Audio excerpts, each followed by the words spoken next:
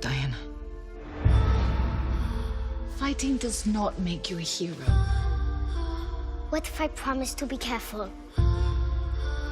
Just a shield then. Diana. No sharp edges.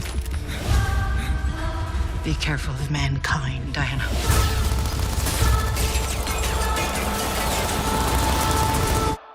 They do not deserve you. You've told me this story.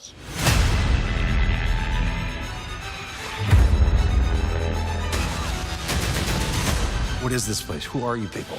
We are the bridge to a greater understanding. Right. What is your mission? Well, here's the thing. You are in more danger than you think. The boys in the trenches called her Dr. Poison. Millions would die. The war would never end. I'm going, Mother. If you choose to leave, you may never return. Well, technically the war is that way, but we gotta go this way first. How can a woman fight in this? Wonder Woman, rated PG-13.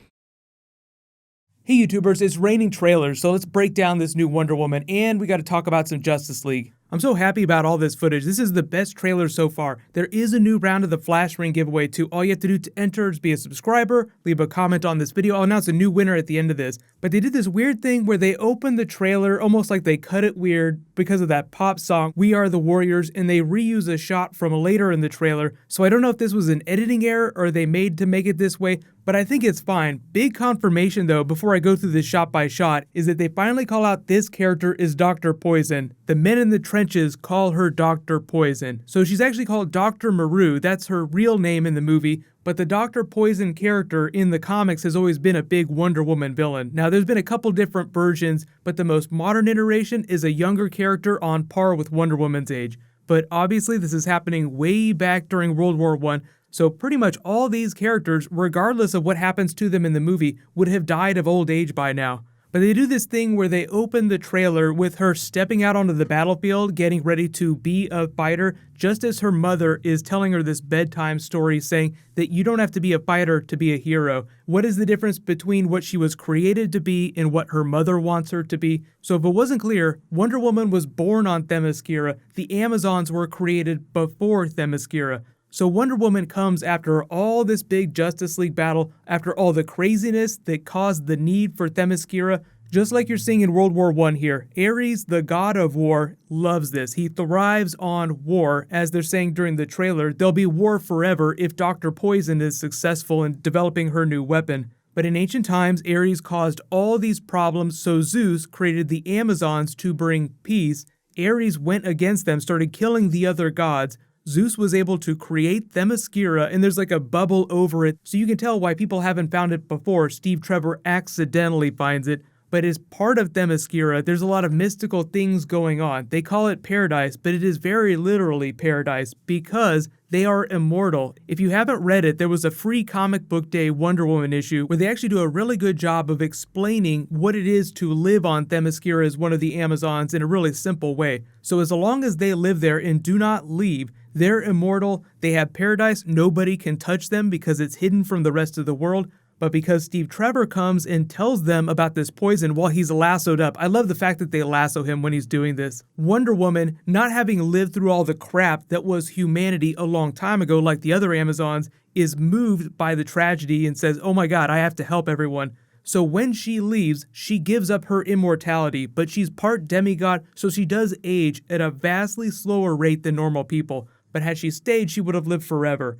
But like you see her during Batman v Superman 100 years later, she doesn't look like she's aged a day. And this movie actually connects to Justice League by jumping back and forth in time. You pick up with her looking at all these old pictures, remembering things, then you jump back to Themyscira. The rest of the movie is set in the past. But a big part of her early story in the movie, like she talks here as a little girl, just a little bit, can I shoot, can I have some fun, is her trying to train against her mother Hippolyta's wishes. So she goes to Robin Wright Penn and she trains her in secret till they find out and they're like, okay, fine, you might as well go ahead and train right if you're going to be doing it. So that's when you then get to sequences like this with them all training in the big circle. That quote she has when she's talking to Steve Trevor too is so appropriate. We're the bridge to a greater understanding. So this movie is also a bridge to a greater understanding of the supernatural things in the DCEU, because that will be important when we get to Justice League for Darkseid minions. So you learn about metahumans a little bit during Batman v Superman. Now you're learning more about the supernatural side of things, and there is a Justice League Dark movie that will push way deeper into legit magic. But you learn a little bit about Chris Pine's character, how he got a peek at all this and then ran off with some of their material, and that's why the Austrians are chasing him to Themyscira, and you have this big battle on the beach here. But as you can see, Wonder Woman wants to help. The rest of the Amazons don't buy his story, so she looks like she's climbing this special tower here. I love the way she just punches her way through the stones. She just makes her own handholds. That's one of those really easy movie tricks, just to have her do something really practical, like, oh, I need to get up into this tower, so she climbs like it's no big deal, but it lets you know how powerful she can get. Grabbing the lasso of truth, grabbing the shield, grabbing her armor. So you have the God Killer sword, that's the really important thing, but everything else, these are all artifacts that were created by the gods before Zeus died. So in the context of the movie, when things pick up, these are like museum items that haven't been used in a long time, because they're all about hiding out on Paradise Island. There is no war here.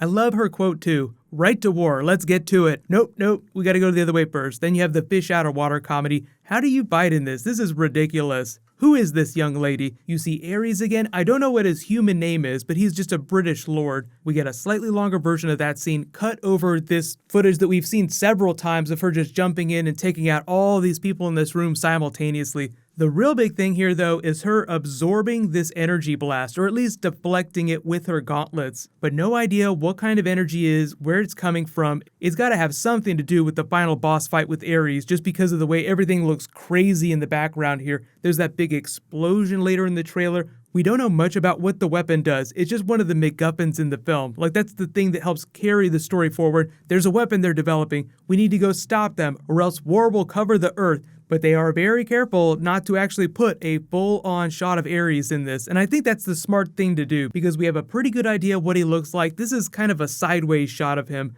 But even if you haven't read a comic, you have a pretty good idea of what Ares might look like. You know that he's the big villain of the film, but there's going to be so much stuff that happens before you actually get to him. This is one of my favorite shots here too. It's not even one of the action scenes. The action is great, but I love the way she just walks into a room, like she just owns the place. You will find out very soon who I am. All this stuff from the end of the trailer where she's running around, like she grabs this soldier while she's running forward, punching other soldiers, that's how strong she is all probably from that big final battle. And then this repeated shot of what looks like her floating in the air. I really want to know whether or not she's going to fly in this movie, because if she can do it, that's going to be badass. And really, just like the last part here, just to show you what a badass she is, this armor here isn't glowing because it's full of magic. It's just full of fire and energy. Like, she's just soaking all this damage like it's no big deal. But it was a great trailer. I love the energy. I love the way it's setting up some big concepts for Justice League, as well as like the physical way that it sets it up, jumping backwards and forwards in time between Batman v Superman and when that movie picks up.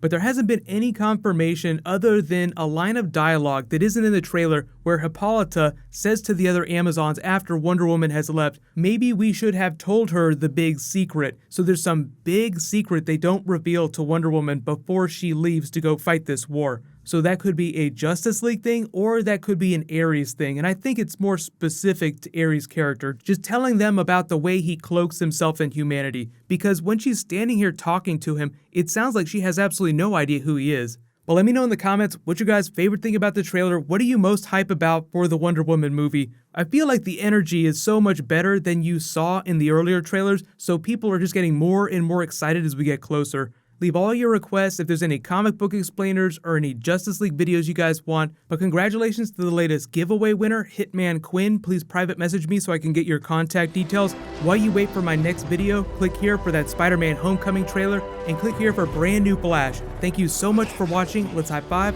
I'll see you guys tonight.